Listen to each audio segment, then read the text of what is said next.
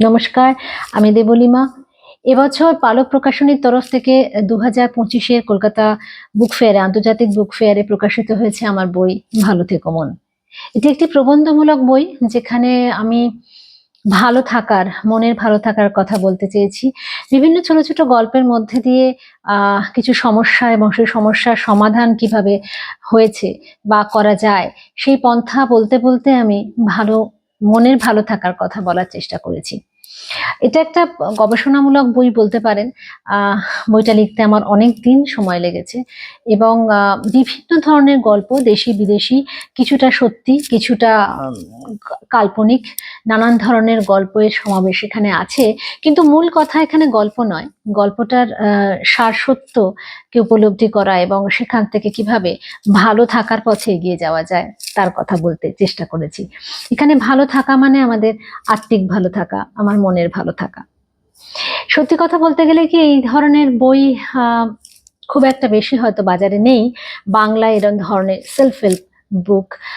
তাই এটা নিয়ে একটা দ্বিধা ছিল, মানুষ কিভাবে এটা অ্যাকসেপ্ট করবেন। কারণ সাধারণভাবে এখন মানুষ গল্প, ভৌতিক গল্প, থ্রিলার, অ্যাডভেঞ্চার, এই ধরনের গল্পের প্রতি মানুষের ঝোঁক এখন অনেক বেশি। বা বিভিন্ন ধরনের উপন্যাস, নানা স্বাদের উপন্যাস মানুষ পড়তে পছন্দ করছেন। সেখানে দাঁড়িয়ে এই ধরনের প্রবন্ধমূলক বই, এরম গবেষণামূলক বই কতটা মানুষ অ্যাকসেপ্ট করবেন সে বিষয়ে একটা দ্বিধা তো ছিলই। কিন্তু সে দ্বিধাটা সম্পূর্ণরূপে কাটিয়ে দিয়েছিলেন অঞ্জনদা।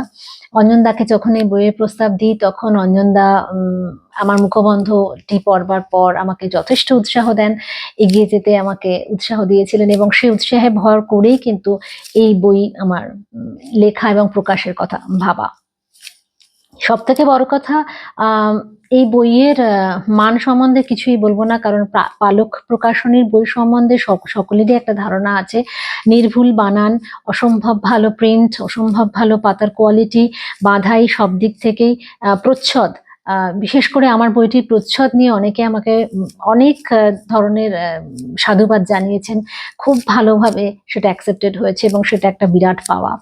এবং বইটি যথেষ্ট ভাবে মানুষজন অ্যাকসেপ্টও করেছেন, ভালো লেগেছে, তারা পড়েছেন, তারা পড়ে প্রত্যেকেই তাদের নিজস্ব মতামত দিয়েছেন, ভালো মন্দ সমস্ত কথাই আমাকে বলেছেন। এবং সব থেকে বড় কথা, তারা খুঁটিয়ে বইটি পড়েছেন এবং বুক ফেয়ারে এসে বইটি তারা কিনে নিয়ে গেছেন। এটা একটা বিরাট পাওয়া।